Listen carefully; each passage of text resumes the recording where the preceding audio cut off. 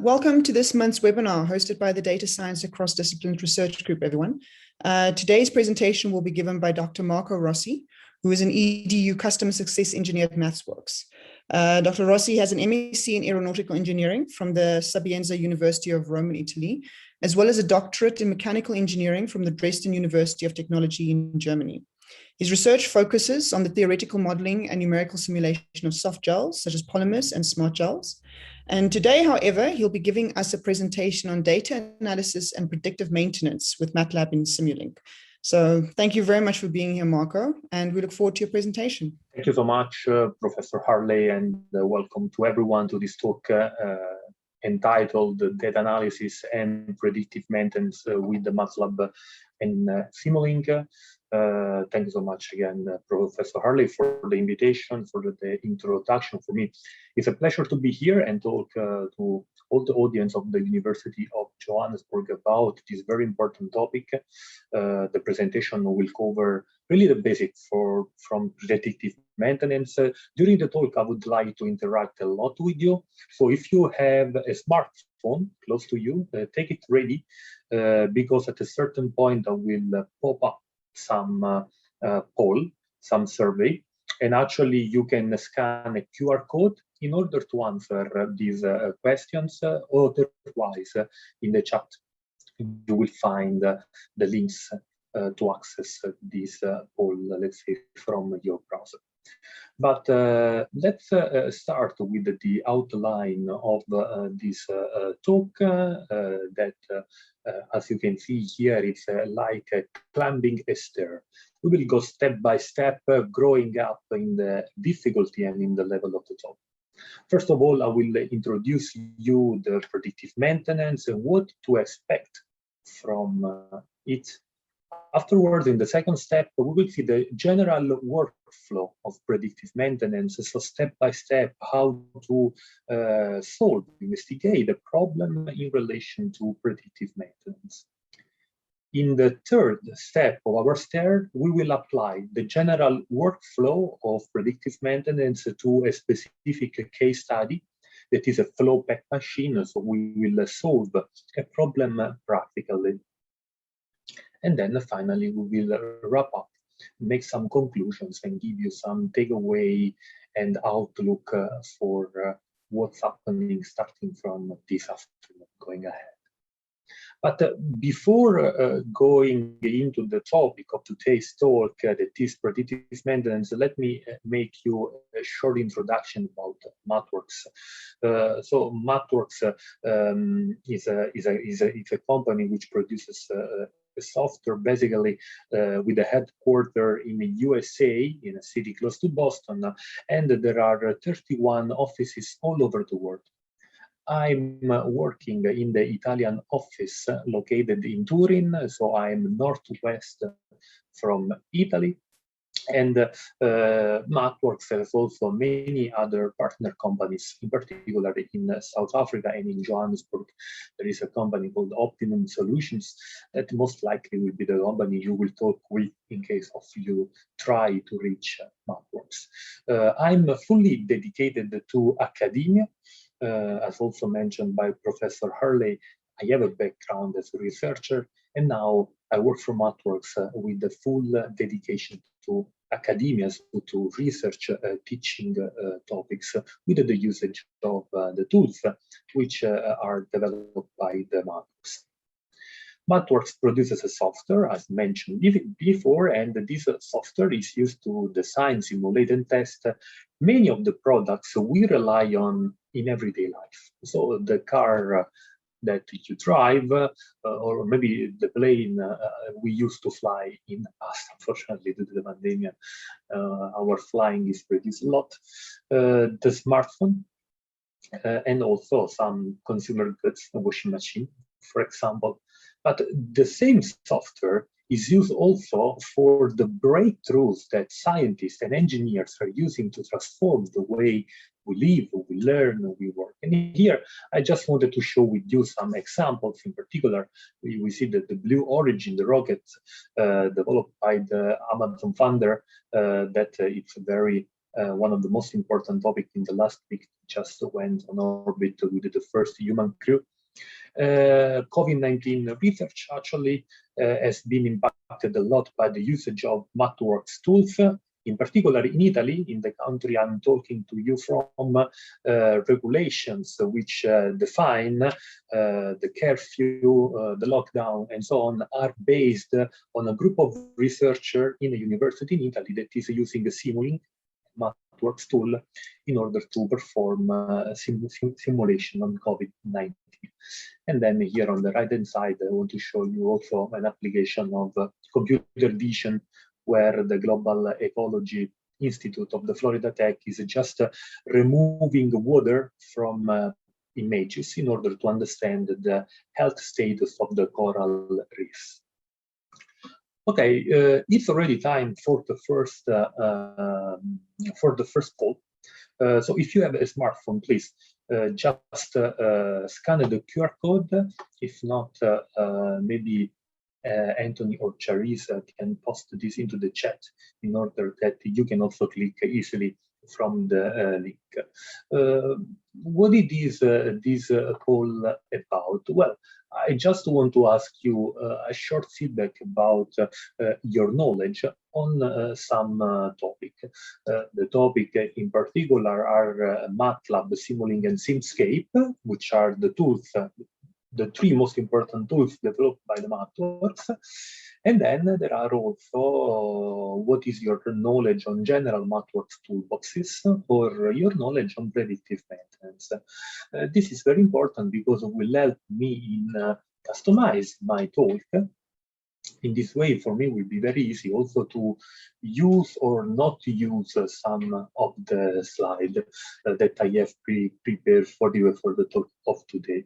Let me come here with the results that are coming in real time on my laptop. Here we can see that there is basically no knowledge of Simscape and Simulink. Known is 60%, Simscape 80%. In general, not a big knowledge of MathWorks toolboxes, and some of you knows have an intermediate knowledge of predictive maintenance, some at basics. So thank you so much for your answer. I will collect them in the meanwhile they are updating. So yeah, based on this answer, let me show you maybe not so much about MATLAB, because I see that there is an intermediate or basic knowledge, so you basically know what it is. But maybe let me spend few words on Simulink, Simscape, and also the other MathWorks toolboxes. Let me go back to the presentation. Let me skip the one on MATLAB and let me go to Simulink maybe. Simulink is a graphical programming environment for modeling and simulating and analyzing multi-dynamic system that is widely used by engineers, but not only, also scientists, because as I was mentioning you before, COVID-19 in Italy has been regulated thanks to a group of researchers using Simulink itself. Its primary interface is a graphical block diagramming tool. So you have a libraries with a lot of blocks. You can drag these blocks into your canvas where you can create your model. Let's see with the video how does it works. So you have this kind of library. You can drag, let's say, component into your canvas. For example, now I'm dragging a sinus wave, which is already created. There is just a block. Another block can be a gain. A gain, it's a multiplying factor that you can assign to a certain value. Let's say that we will assign this to a 3, but if you want, you can double click on the gain and then change its value to 4, 5, to whatever you want. Let's connect now the sine wave and the gain. So now we have something that is a 3 multiplying the sinus. Let's add another block that is the scope. The scope allows you to visualize your signal, and you want to connect the signal. So the sinus multiplying the 3, which goes into the scope. So I will visualize 3 multiplying the sinus of x. And then here you see also another signal which is not going to be multiplied for 3. Okay, so you just take the sinus and go into the scope. I'm ready I run my simulation, Simulink show me the two different sinus waves that I have developed. And from that, you can create a very, very complex model because there are a lot of blocks that are ready to use. Simscape, on the other side, is based on physical modeling. So this means that you have already ready components which are not so basic as in Simulink, but want to describe the physical system itself. Let's consider a spring mass damper. The partial differential equation, which it's related to the spring mass damper, is a second order ordinary differential equation in time for the displacement x. And you can model this system either in Simulink with the blocks which represent the solution of the mathematical equation itself. On the other side, in Simscape, someone else has already written the equation for you. So what you do is to model a spring mass damper with a spring component, damper, and a mass. The equations are inside your blocks, and you don't need to take care of the equation, but you just focus on the modeling itself. MATLAB and Simulink are not the only tools developed by the MathWorks. There is much more. 350 toolboxes and add-on, more than 40,000 toolboxes and add-ons which are developed by the MathWorks community from all over the world.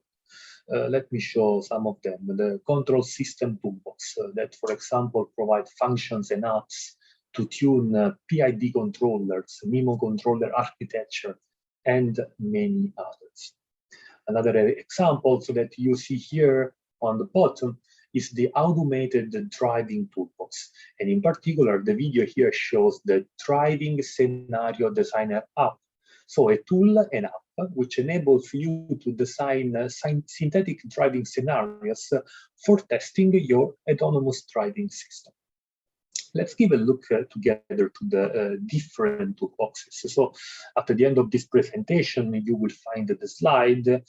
This slide will be interactive, so you can click on this link.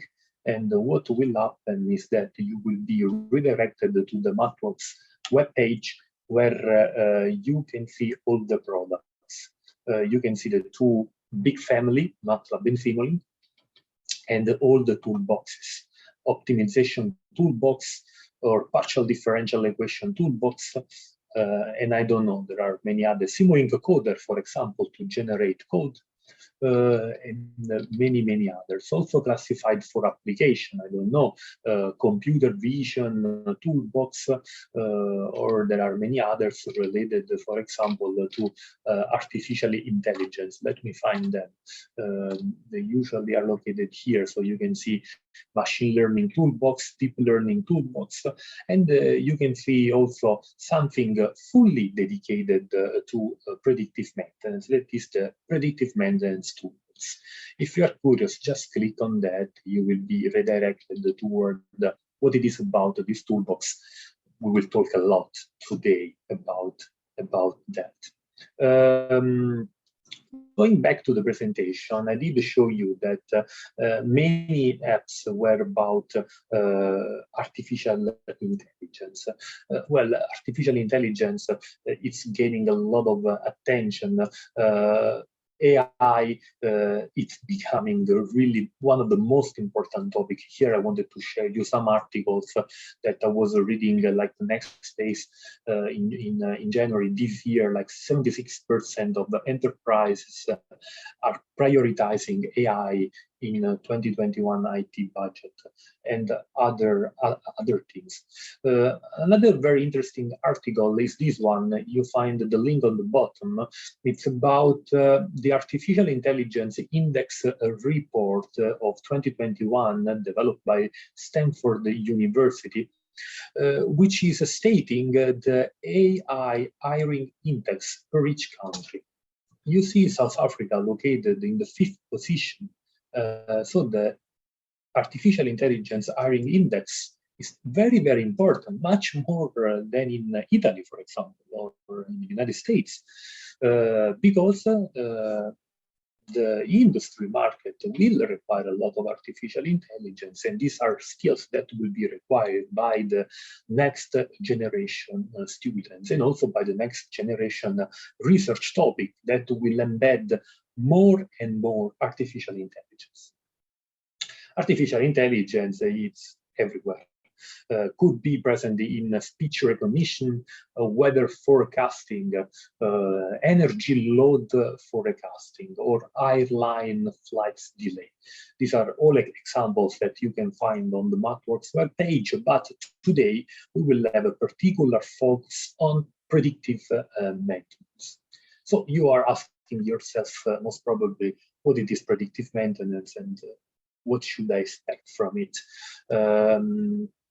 Let's start from the basics. So let's start from an example. Here there is a video of a wind turbine. The braking system goes in fault and the wind turbine completely crashes. You have lost a lot of money. In fact, wind turbines cost millions of dollars. Failures can be dangerous, of course.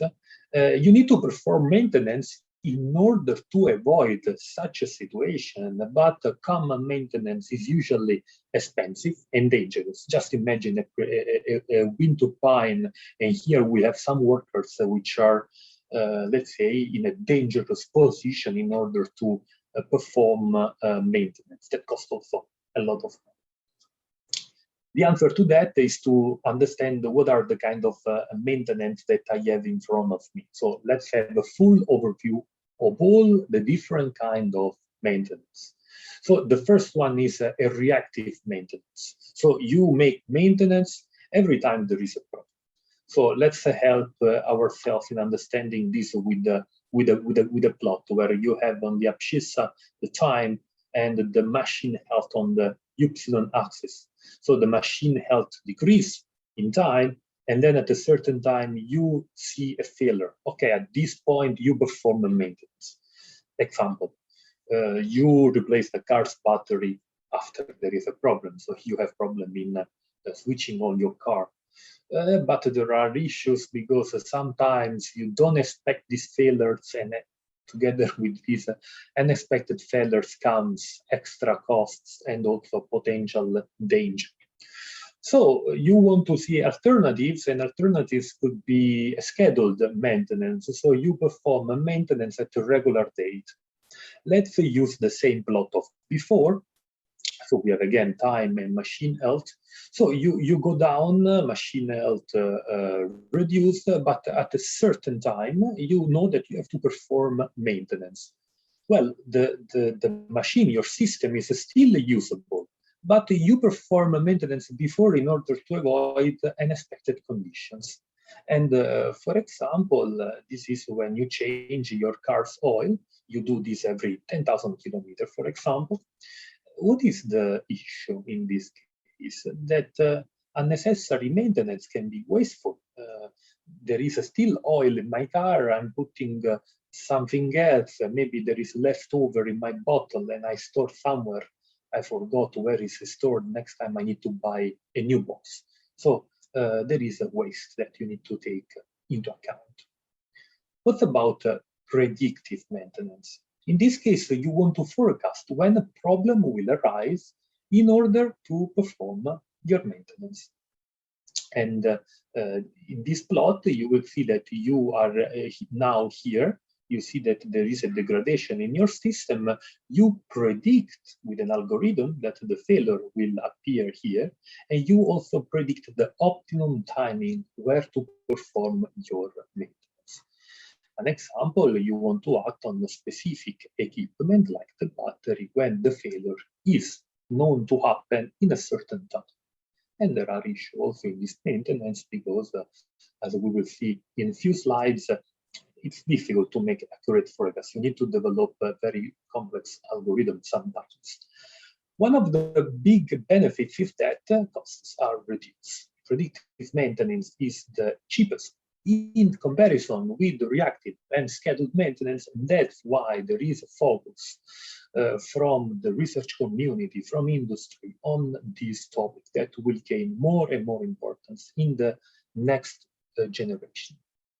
Together with cost, there are other kind of benefits. We already mentioned about reduced cost, but there is also reduced equipment failures. You reduce the downtime for repairs, so your system is not going to be stopped for a long time, so you don't have to stop production. There is an increased service life of parts, and so on. Overall profitability, let's say, is a summary of all the benefits included in this report. And here there are some examples of predictive maintenance across industries, from Uber Bakes that is using predictive maintenance to monitor pump health systems, and Safran that is using, for example, predictive maintenance with MATLAB in order to understand the remaining useful life of the aircraft engines, as we can see here. And in general, this topic is very important among the top-level companies, which start to invest on predictive maintenance and collaborate with academia research lab in order to support the potential integration of predictive maintenance in their workflow. Before, I was talking to you about the challenges related to predictive maintenance. Here I have a slide that summarizes the most important challenges. Of course, one of the most important challenges is that it's hard to get started. Before you start to get positive proficiency, you need to invest some time. Sometimes there is also lack of failure data. You have problem integrating algorithm with the existing infrastructure. So there are problems. And today's solution to this problem will be the usage of MATLAB and Simulink, and how many toolboxes, maybe tools, many apps and functions will help you in ramping up and make predictive maintenance finally an easy topic, an easy to do topics. Some of the giveaway that you will see in the next hour talk will be that it's very easy to get started, because there are a lot of examples, and I will guide you toward them. We will train and consult in order to understand the best way to introduce predictive maintenance in your workflow. There is a dedicated toolbox that we have already seen, the predictive maintenance toolbox. We will see the way to apply that. Simulink, that I have cited to you in the beginning, is very useful to create a digital twin of your equipment. And this happens every time you don't have, let's say, sensor data of your machine. And so on, up to code generation of C code that maybe you can deploy on embedded devices in order to integrate with your IT system, and so on. All right.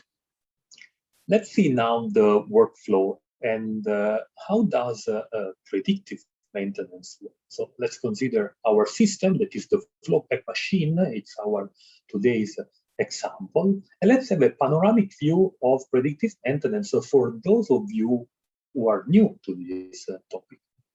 So again, we have our flow pack machine. The machine has some sensors. This sensor collects data. Data looks like signals. Usually we have many sensors which collect many signals.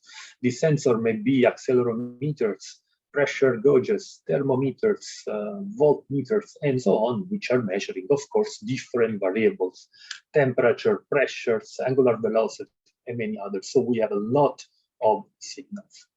You can analyze with MATLAB and Simulink these signals in order to define such an algorithm which is capable of understanding if the status of your machine is in a green zone that is safe, or is in a yellow zone that is a warning, or if in a red zone, and the red zone is an alarm because your machine is undergoing a failure of different kind of type. In order to develop this plot here that you see on the left-hand side of the slide, you want to use MathWorks products in order to develop an algorithm which is capable of answering the following question. Is my machine operating normally? why is my machine behaving abnormally, and how much longer can I operate my machine before to see the failure condition? Okay, let's define the ingredients for our algorithm that want to understand if my machine is undergoing a failure or is in a health condition. Of course, we need data which can come from different sources. Once we have the data, the second ingredient of our algorithm will be the development of the algorithm itself, which is based on the data that we have pre-collected before. And finally, we want to deploy our algorithm on a kind of system which enables us to make our consideration and understand what are the next steps to perform. And everything is within the same infrastructure. One of the key takeaways of this talk is that we won't change platform. We will always stay in MATLAB for everything. Collect data, digital twin, develop algorithm, machine learning. Everything within the same infrastructure which is provided by the MathWorks tools. But let's make a focus to this ingredient, because maybe we can go one layer below. And this helps us in defining the workflow of predictive maintenance. This workflow is general, it's not only related to MathWorks, but could be applied to every kind of problem involving predictive maintenance. So the first problem, as we have seen before, it's the data. It's related to the data because you want to acquire this data, which may come from sensor, or maybe it can be synthetic data coming from the simulations. Then, once you have acquired your data, you want to pre-process your data. You want to put them in a nice form in order that you can identify condition indicators. Condition indicators are a parameter, which could be anything. I don't know, the voltage, the current, the angular velocity. So a parameter of my system, which will tell me, yes, your system is in health, or no, your system is not in health, it's going failure. And this is done with the definition of the condition indicators. Once we have identified this condition indicator, we train our model in order to understand from the data the answer to the questions of before. And finally, we want to deploy and integrate our system and in a loop go ahead with this in iteration. And in the next slides, we will investigate each block of the predictive maintenance workflow. And later on, we will apply this workflow to a specific case study that is the flowback machine. But let's spend a few words about the workflow. And let's start, for example, with the first block, that is acquire data. Sometimes you don't have a sensor on a machine, so you need to develop a digital twin for generating faulty data. Why that? Because you don't have failures on the actual system. Let's consider that your system is a very expensive machine. You don't want to develop failure data, because this means that you have to break to destroy your machine. Just to remember the video of the wind turbine. So you want to create something, a model, a digital twin, to perform a simulation and to inject failures in your system on relevant components and understand what's going on. So you have two different positions, two different paths to acquire your data, either with the sensor, so you acquire real data on the flowback machine in this case, or as I mentioned before, the other side is to use a digital twin, so a mathematical model of the flowback machine, which is modeled, we will see later, by using Simulink and Simscape, which help us in generating synthetic data through numerical simulation.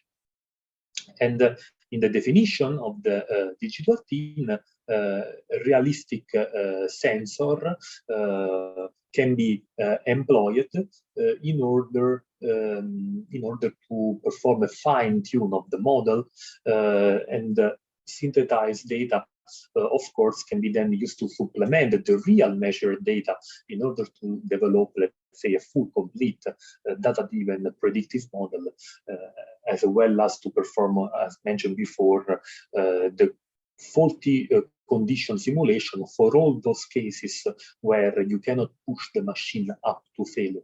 It will be, of course, too much expensive. Okay, once you have collected your data, that is either with the real sensor data or with the simulation with digital twin, you want to pre-process your data. So you want to analyze your signals, your time series, you want to perform operations like smoothing, filtering, and labeling. Why that? Because the raw data may have a trend which sometimes won't allow us to distinguish between healthy and faulty states. We need to translate our data into a user-friendly form. And sometimes in the data sheet, there are missing data, outliers, for example, or not a number, the so famous NaN.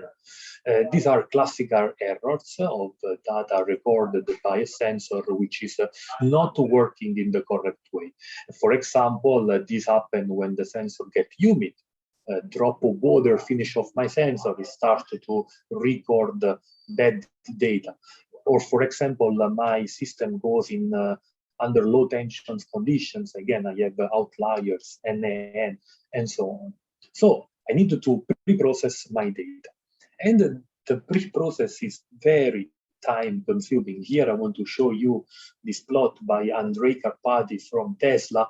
In switching from PhD to, let's say, industry, he faced out that he had to work a lot with data because data were not in a nice form, so he had to work a lot on that. And by using MATLAB today, we will see also that there are many functions, apps that helps you in pre-process data in a quick and an interactive way. Let's move ahead. The third step will be the identification of the condition indicator. So this parameter that tell me health or fault. And we will see later that in MathWorks there is a diagnostic feature designer app, so an app which helps you in define what are the condition indicator of your data. And you do that without write any line of code. We will see this later when we will apply the general workflow to the specific case study of the flow pack machine.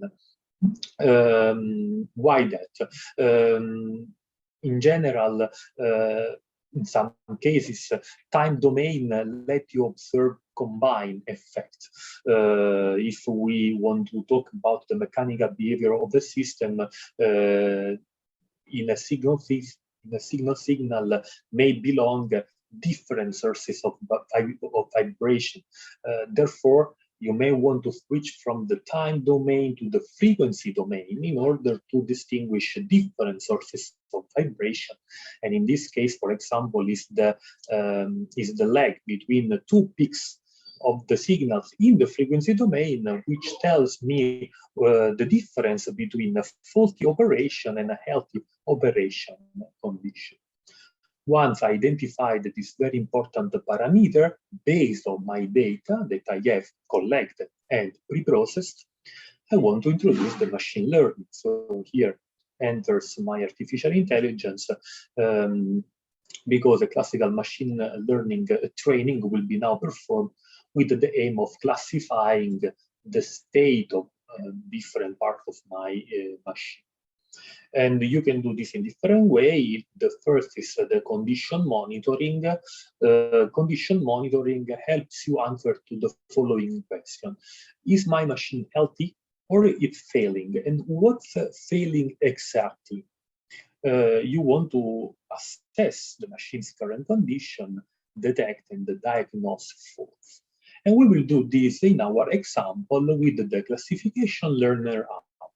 That again, once we have defined the condition indicators, automatically will develop your training machine learning algorithm. And here there is what I was just explaining in voice. So you have the condition indicators, you train the model with the machine learning, and then, for example, you may understand two features, two different condition indicators, which are namely feature one, And feature 2, you plot your data here, and then you know that if they finish in the yellow side, there is a fault type number 1. If they finish in the blue side, they are healthy. So you make a clustering problem, basically. You can train your model also in the prognostics. The prognostics helps you in understanding how much time do I have before my machine fails. And this means that you want to forecast the time remaining, so the so-called remaining useful life of your machine before it undergoes a failure. And for example, you do the same workflow, but then you want to understand what is the time 2 weeks, 1 month before my component breaks. And finally, in the last step, you want to deploy and integrate. For example, you may deploy the model to run on live sensor data and predict failures in real time. And MathWorks product supports many different application needs and resource constraints, ranging from standalone application toward web services. We will spend a few words on that also later on. Okay, now that we have defined the general workflow, we want to apply this workflow to a particular case study that is the flow pack machine. Maybe some of you may be asking what it is a flow pack machine. It's exactly a machine that on a tape of let's say an industrial plant is just removing, I don't know, here I have mayonnaise box without a good cover. And this machine is working, is a mechanical system. There is, of course, a DC motor on the bottom, and there are electrical components, mechanical components, so failures may arise in different parts. And if there is a failure, production has to be stopped, and I have damages in economical terms, and also, let's say, in physical terms, because I need to repair the machine. We will investigate such failures following the full workflow that I have described before. In particular, we will see 3 different parts. So the first one will be data gathering, so acquisition and generation of the data. Then we will switch to the condition monitoring and to the prognostics for the definition of the remaining useful life of the system. The first part of the application of the case study of the flow pack machine is related to data gathering. Data gathering that, for example, in some cases are related to the definition of a digital twin, because again, we cannot push our real physical machine up to failure. It will cost too much money. So we need to develop a model, and in this case, the model for the flow pack machine has been developed by using Simscape and Simulink, in particular Simscape multibody for the kinematical part that you see here. It's embedded in this part, and also Simscape electrical for the DC motor. And here you also see Simulink for the PID controller that we have embedded in my flow pack machine. In particular, Simscape is really performant for developing digital twin, because if you remember one of the first slides, you rapidly create your physical model within a Simulink environment, but you don't have to take into account the equation. You just put your components, DC motor, I don't know, gearbox, and so on. And here, in this particular example, we have 2 different fields in our plant, which are an electrical component and a mechanical component. It's useful also to remark that if you have developed something in CAD, you can integrate it with Simscape. You can add the further blocks to complete your model. For example, here we have introduced a PID controller in a Simulink environment. We can change this controller based on our needs. The Simulink and Simscape blocks actually you can customize these blocks. So you can change the value of the parameters. And this is very important to inject fault condition in your system. For example, you may want to use a very low resistance value. In this way, you model a short circuit condition. false degradation damages can be injected in a specific asset you may want to investigate and that you believe to be critical for your system. Something that I didn't talk before in the bucket of let's say the toolboxes, it's the parallel computing toolbox, because in MathWorks you can scale up your computation to parallel server in order to let's say don't take the CPU or the GPU of your personal laptop, but you can scale up on infrastructure. I don't know, in South Africa, take in mind the NISIS infrastructure for HPC, where you can scale up MATLAB general MathWorks simulation. Finally, after running the simulation, whatever you want to run, then you have something like that. A lot of data that you have here as different files which contain a lot of information inside, and you want to further investigate this. So you have generated the data, you have collected the data, now you want to pre-process your data.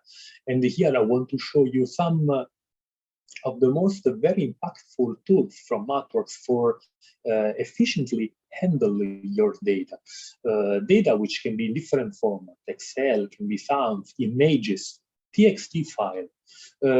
Whatever data you have, you can always investigate your data with something provided, especially for predictive maintenance. And the first is the Ensemble data store for create, label, manage the very large and complex data sets that you need to develop a predictive maintenance algorithm.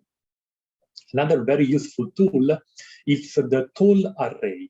The tool array is very good to use every time your data are really large and may not fit into memory. So then you work just with a portion of your data set. And then when you are ready, then you know that your algorithm makes sense. You can run the full simulation, maybe scale up on some server without the total array, so then you can use all the data that you need. Another nice thing are timetable. Timetable allows you to manage time in a very unique way, creating duration, spending time, and so on. I would be very happy to answer further question after the end of this talk.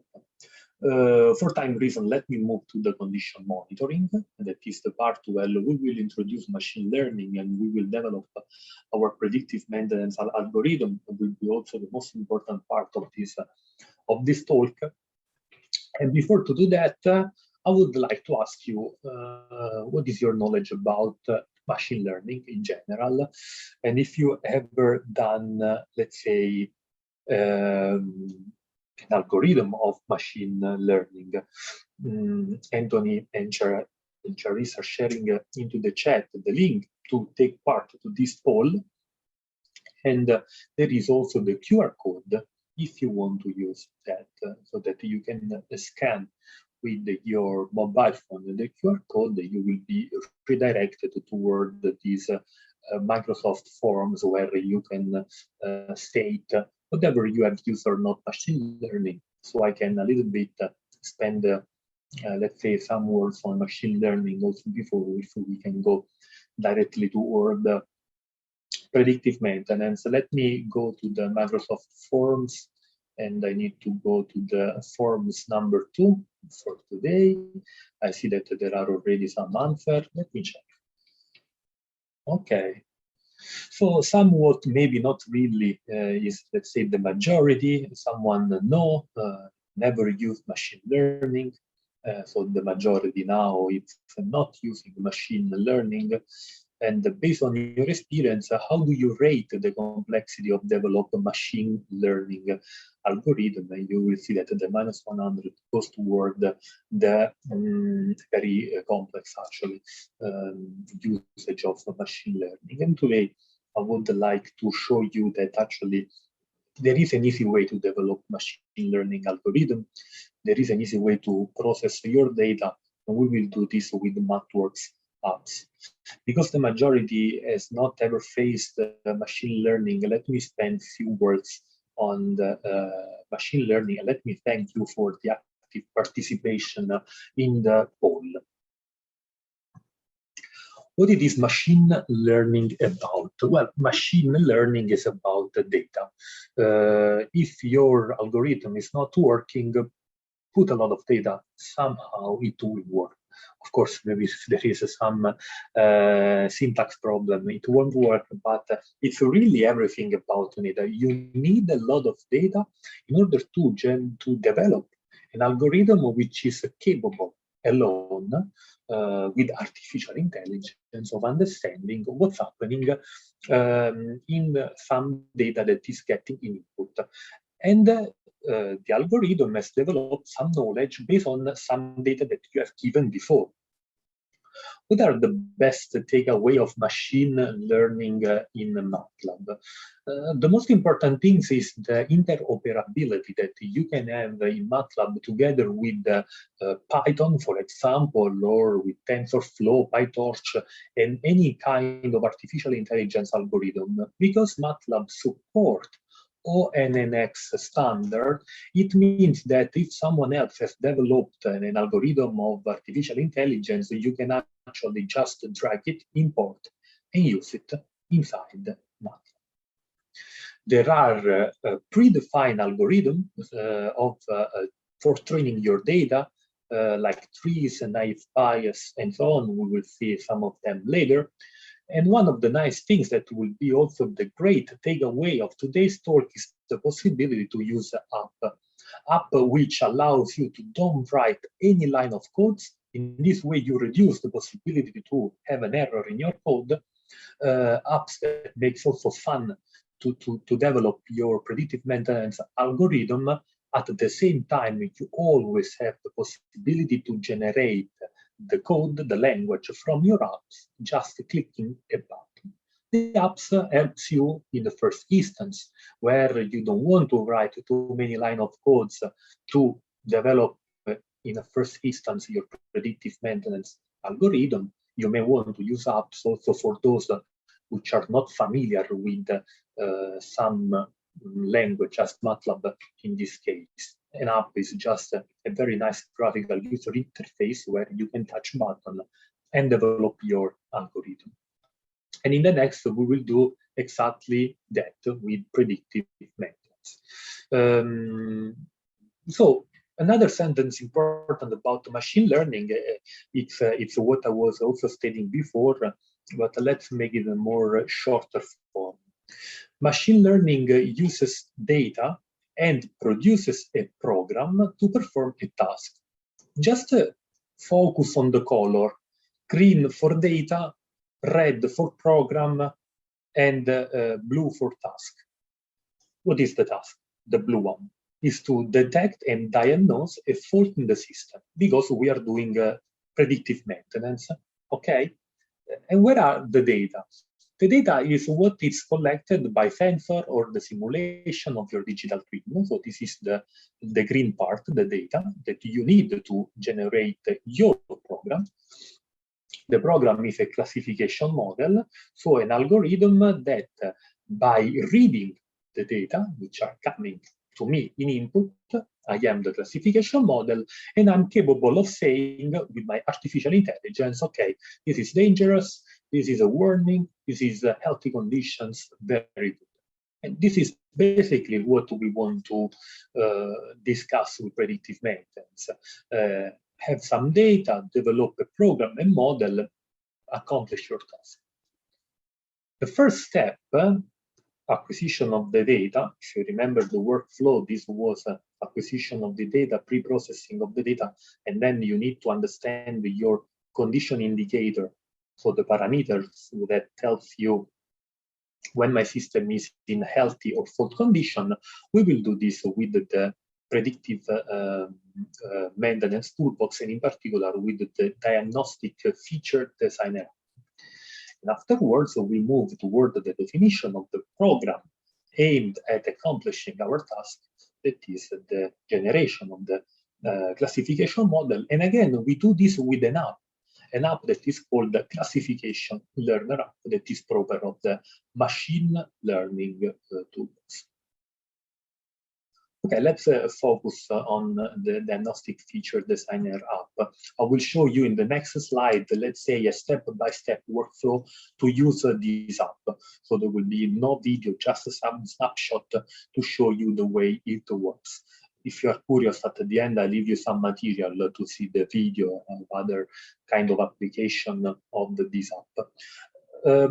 What we want to do in this step? We want to import our data and analyze some parameter based on the data, which are capable of telling me if my system is in fault or healthy condition. So the first things to do is to open MATLAB, go on apps. You will see different apps. You just want to click on the Diagnostic Feature Designer app, and then we will follow this workflow that you see here. So the first is to import your data. The data that maybe you have already collected before with your digital twin or maybe with your sensor. You just collect all the data with a simple clicking button. Your data most likely are signals. So as a second step, you may want to have a visual inspection of your data in order to understand if there are outliers, if there is something and maybe need to go back to the pre-processed part before you start to understand what are the your most important feature. After that, when you are satisfied with your signal, you just click on Calculate Time Domain Features. So here you calculate a lot of features based on your data. And these features are kurtosis, skewness, mean, I don't know, many of these statistical parameters that you may want to calculate. And you see here different, this kind of histograms, which ideally, what will be the best of these histograms? Will be the one that will be like that, because I can clearly identify cluster zone in my plot, which say, okay, if you are in this portion of the frequency domain, you are in the fault number 0. If you are in this portion here, the yellow one, you are in the fault number 1. If you are in the violet here portion, so let's say from 30 to 50 Hertz, you know that you are in the fault number 2. And you can do this visually, but there is also a way to rank your features that you have calculated with a click. And the app allows you to do that just simple clicking a button, and it will tell you what are the score of each feature. So you can use a particular classification ranking technique to assess how effectively each feature separates the data with the different condition labels. And you can choose among different algorithms which have been already written for you. One way, ANOVA, Wilcoxon, t-test, for those of you which are familiar with this ranking algorithm. In this particular case has been employed the Kruskal-Wallis ranking algorithm. And here on the right-hand side, we can see a score for each parameter calculated. I don't know, like the skewness and the kurtosis are the best. Okay, so I know that the skewness and kurtosis for my parameter are those very important to understand if my system is in a health or fault condition based on the input data that I have given to my system. And then when you are ready, you can export your results, your parameters, in order to go ahead toward the next step. And the next step will be the part number 2. Now that you know which are the parameter, kurtosis and skewness and some others, you want to develop an algorithm which is trained on that previous data, and then the algorithm will be capable of understanding if my system is in warning, dangerous, or good condition. You may have also different status. For that, we will use another app, the Classification Learner app. And again, you have an app where you just have a graphical user interface. You don't need to write thousands of lines of code. Well, if you like you can. And if you want, you can also convert the results of your app into a code afterwards in a post-process problem. Let's see now how the classification learner app works.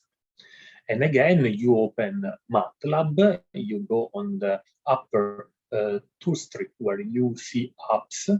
There are a lot of apps. Actually, you will click on the classification learner app, and then we will apply a certain workflow.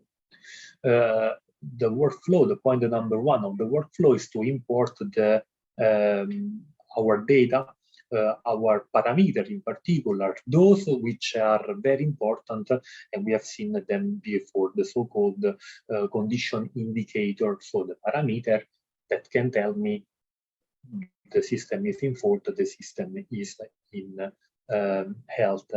I will import just them, not the other, the one with the bad ranking, because they are not useful, and we know why, because everything is overlapped there and I cannot classify anything.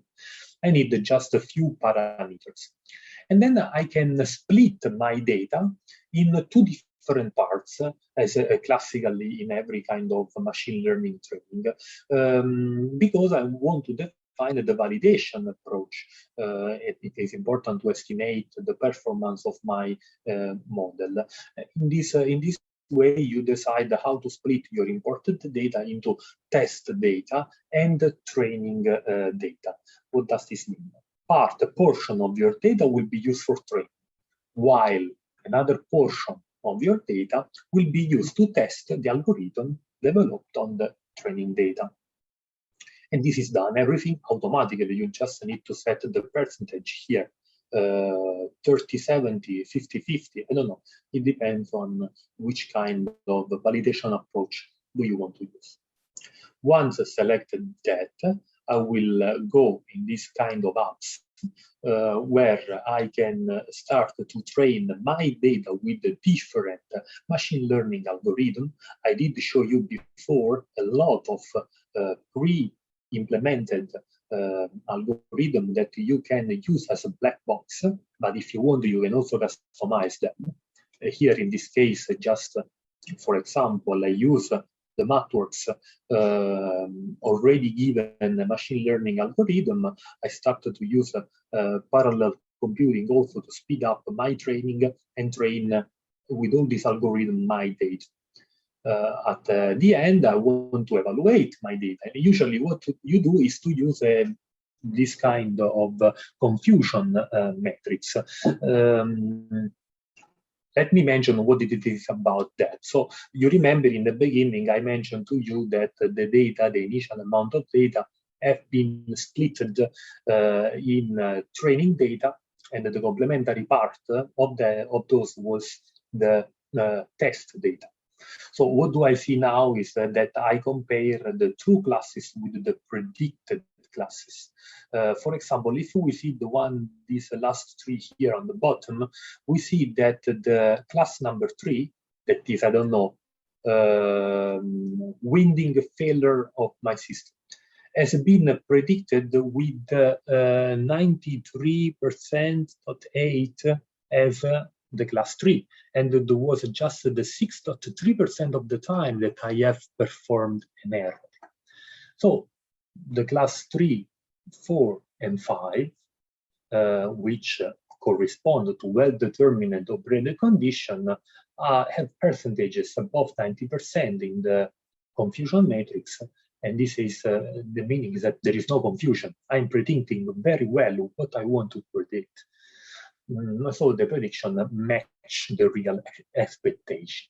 But what about these first three? Well, here there is a misclassification for classes 1, 2, and 3, especially for the class 2 and 3, no? And you can see also here where there is a summation of good or bad prediction. Actually, 55% and 60% of the time I misclassify classes 1 and classes 2.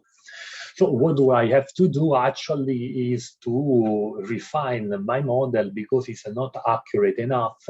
So I want to I need to change, I need to refine my model. So I go to the next step, that is model refinement, because MATLAB has introduced you the possibility to change the parameter of the machine learning models that you have used to train. Maybe you want to define some specific penalty method or so on to refine your model, and then you start to train again your data. And this is the new confusion matrix, which now show better results. There is still something to do here, but in general, we have improved at least the class number 1. At the end, when you are happy with everything, you export your algorithm. How? You just click here, export your model, and now you have developed your machine learning algorithm. Just to remind you again that up to now you didn't write any line of codes, you just have used apps which made your life easy and faster. But if you want, again, you can generate your code. Now that you have generated your algorithm, you may want to deploy a predictive model, for example, on live sensor data to get real-time alerts on your system. As the one of the customer stories, in particular the one on the aircraft engine, because you need to know live what's happening. Because if something happens live when the plane is flying, there you don't have a possibility to commit an error. If not, it will cause a huge disaster. Another important, let's say, part of this central block of our workflow, so of the machine learning training, is not to develop condition monitoring, so monitor the actual condition of your system and then take an action, but will be prognostics. And prognostics is a little bit different because it's about calculating the remaining useful life, the RUL. For example, of your flow back machine. Here we will calculate the RUL of the bearing system of the flow back machine. And there are different models already implemented into MathWorks tools for estimate your remaining useful life. And these models are different based on the data that you have. You may want to use a similarity model. Similarity model, it's when you have the data spanning in the whole lifetime of your machine, so from health to fault condition.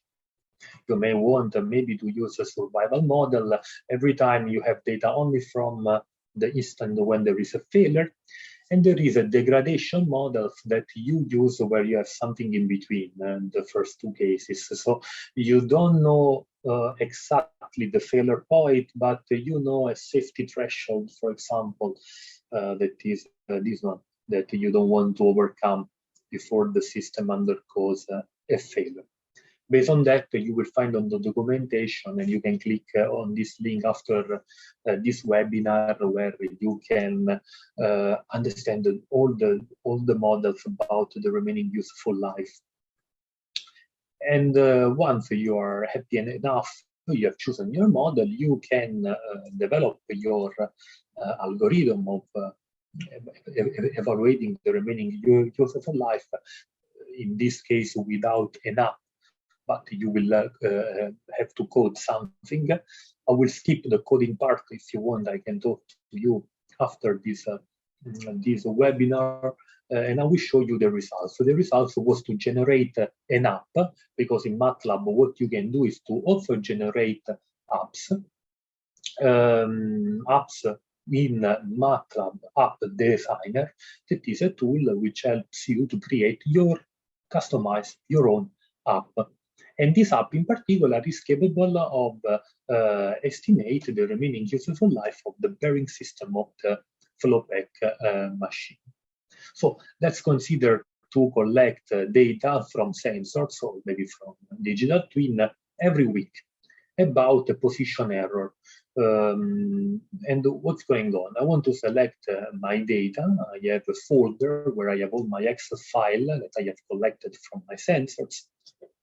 And what I do is to take in beginning week 95.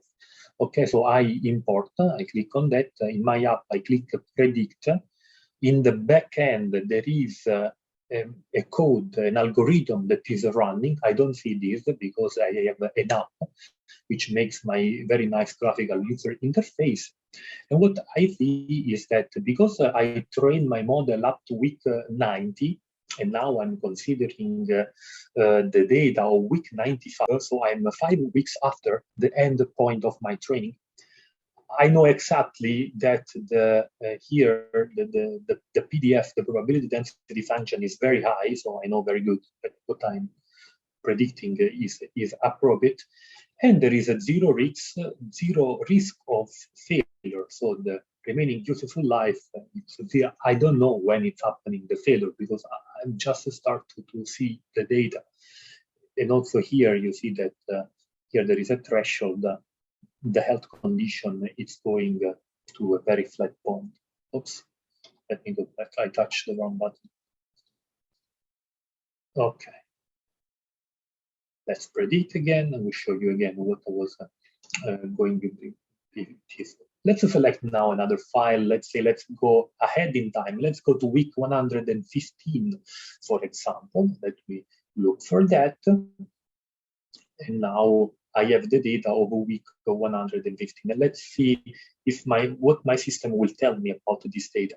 I will predict, and I start to, I have to wait that the things happen, and then I'm here. So let me go back a little bit to show you better what was happening. Of course, my probability density function is reduced. Now I can predict that my system will collapse in more or less 40 weeks. I'm here, but of course, there is a certain interval of confidence that is reduced with respect before. I'm here, so actually, and I see 40 weeks. So from here, from the point where the red starts to the black, it's 40 weeks, and you can end up in every point here between your health threshold indicator. And actually what happened is that if I upload the data, let's say further and further advance in time, my system is in deterioration. So I know that I'm reducing the remaining useful life. Now from 40, we'll go to 19. And you see also the confidence interval that is becoming slider. And also I'm going toward ahead. You can go always more ahead as long as you don't impact the fact that your system has been in a failure, and so on. So in this case, we have seen finally how to work also in prognostics with data. Okay, now that you are ready with MATLAB and Simulink, it's also possible to design model algorithm for predictive maintenance, which then can be deployed on different targets. They can be integrated with the enterprise systems, which use, for example, a different language, IT infrastructure, data visualization system, which are connected, for example, to the MATLAB production server, and which uses the customer platform like Azure or Amazon Web Services, and so on, where you have maybe an app, the app that I have showed you before, that you may want to deploy as a web app, and then the end user does not maybe have MATLAB installed. It just play with the graphical interface of the app. On the other side, you can integrate your algorithm also with the hardware embedded. So microcontrollers directly placed on the equipment, which then can accomplish a further task in an automated way. Okay, we're at the end. Let me wrap up for the conclusion of this talk. Frequent maintenance and unexpected failure are expensive and dangerous. The answer to this is a predictive maintenance, which has a positive and negative aspect. The positive is that it's cheap, it's reliable and safety, gives opportunities for new services. And the counter effect is that you need to invest a lot of time in the beginning to understand this theory and maybe to develop an algorithm, which is also very complex. how did we try to solve with MATLAB and Simulink the two most important problems of predictive maintenance? Well, with the apps, which makes your life easier, because you can quickly create, test, and implement predictive maintenance programs. You have dedicated apps to develop algorithm. You have integrated a platform to model and simulate digital twin, perform data analysis. You can integrate with Python, for example, to import a neural network from another developer. You can integrate with hardware or with cloud, Azure, Amazon Web Services. I don't know, data visualization software, for example, Power BI, Tableau. I don't know how many of you are familiar with that, but something that is systematic and integrated, and it's quick and easy, giving you at the same time the possibility to customize. So the whole platform is unique, but it's still flexible because we can change parameters. And the great takeaway is that if you want to start something predictive maintenance, the recommendation will be to keep in consideration the Magic Quadrant by Gartner, which has a lot of tools to perform artificial intelligence, and actually MATLAB is one of the best, especially for the many takeaways that I have tried to discuss with you today, especially because MATLAB has been developed by 35 years. And now is making a lot of investment in artificial intelligence in both engineering and science. And so on. You can read this article in case of you want to get further information. Another good takeaway is that if you want to start today understanding MATLAB or artificial intelligence, machine learning, deep learning, there are free trainings, and you don't need any license for doing that. You just need to click on this link or send me an email. You can do this training for free. And then there are other kind of trainings which are more specific and more advanced. Each of these training, the free and let's say the paid trainings, give you certifications that you can use as MATLAB or RAMP, for example. Despite the training to ramp up on tools and topic, there is a lot of material fully dedicated to predictive maintenance. And here I leave you some links. There is example that you can copy and paste and start as baseline for your work, for your investigation. There is a video series, very nice, developed by Michael Legmelda, and that you can find this on YouTube. You can watch these videos that more or less what I have explained you today. And you can review with calm all these videos and understand the most important trends of predictive maintenance. Here on this topic, there is the 4 common obstacles of predictive maintenance, and also the digital twins, the importance of developing a simulation model for predictive maintenance. Okay, with that, we are at the end. I'll leave you a final poll in case of you want to leave your email address, you are curious to know more about predictive maintenance, so you can let us know. We can really go more vertical on this topic. With that, let me thank you for your attention. Let me thank you, Professor Harley, for the invitation. Anthony, for your invitation, your collaboration, and the preparation of this webinar that has been very, very smooth. Thank you so much for your support. It was really my pleasure to be here. And yeah, now I'm very open for questions if you have. Thank you very much, Marco. Thank you for a wonderful and very informative presentation.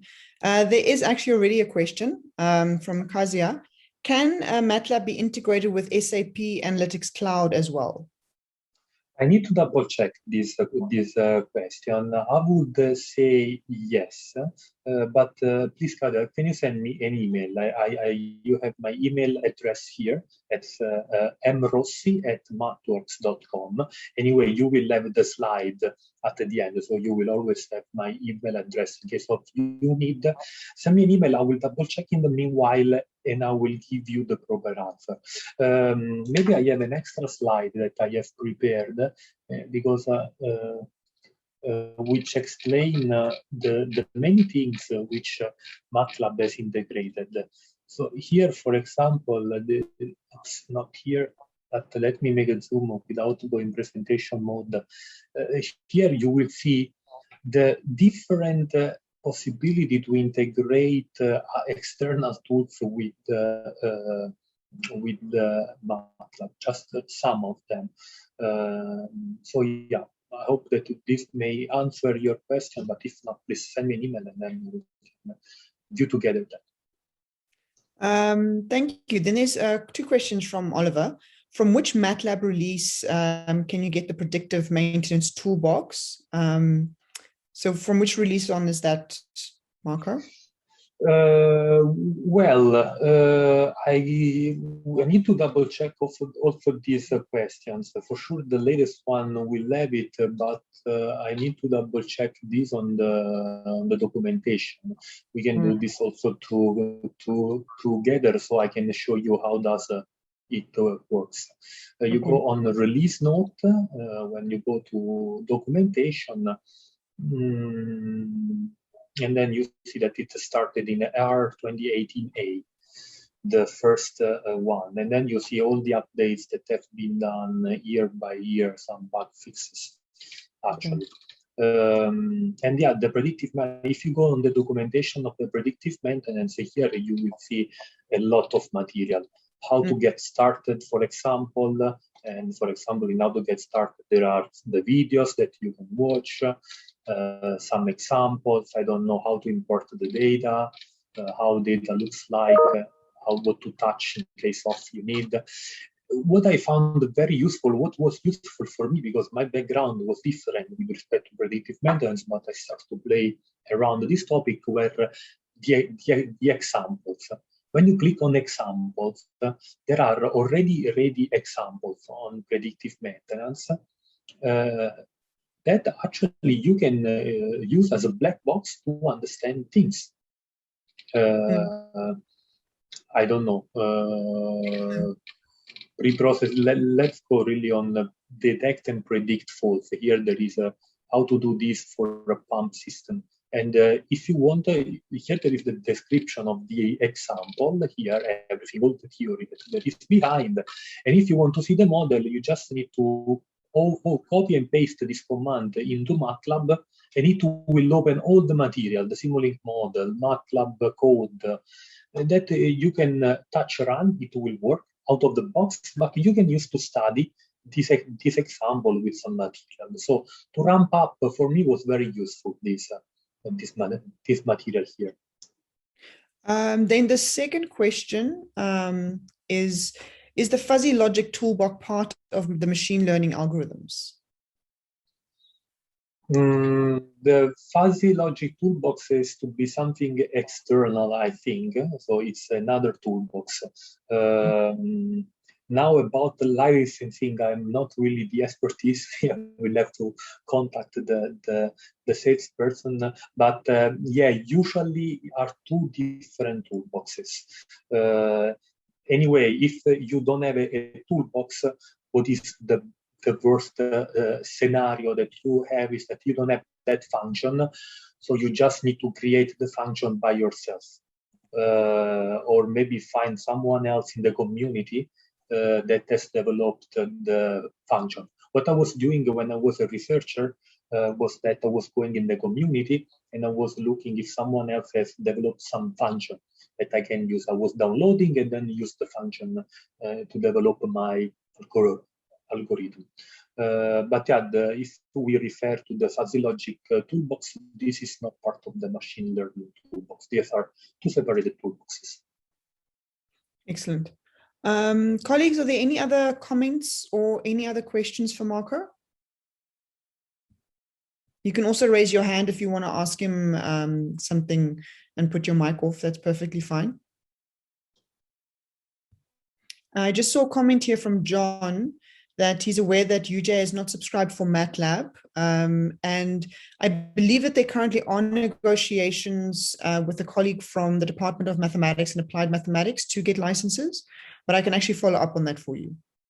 Yeah, so actually at UJ there is not a campus-wide license, but it's under discussion the possibility to the campus-wide license.